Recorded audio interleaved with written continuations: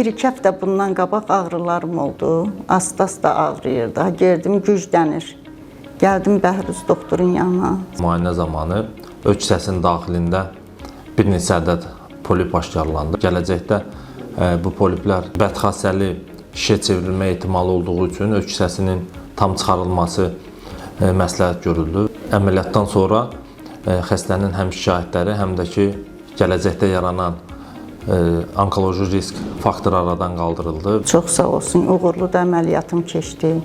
İndi də özümü çox yaxşı hiss edirəm.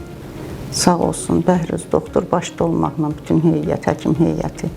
Hamısına təşəkkür edirəm. Diqqətinizə çatdırmaq istəyirəm ki, nəinki öz kisəsinin daxilində, hətta bağırsaqların da daxilində poliplər qeyd olunur və istənilən bir müayinə zamanı aşkar oluna bilər.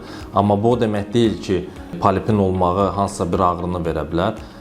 Bu əksər hallarda xanımda olduğu kimi müəyyən bir problem zamanı icra olunan müayinələr zamanı aşkar olunur və gələcəyinizi problemə salmamaq üçün vaxtında müayinə və müalicə olunmaq mütləqdir. Dünən elə belə operasiya olmuşam, indi bugün Allah qoysa saat 12-də çıxacam.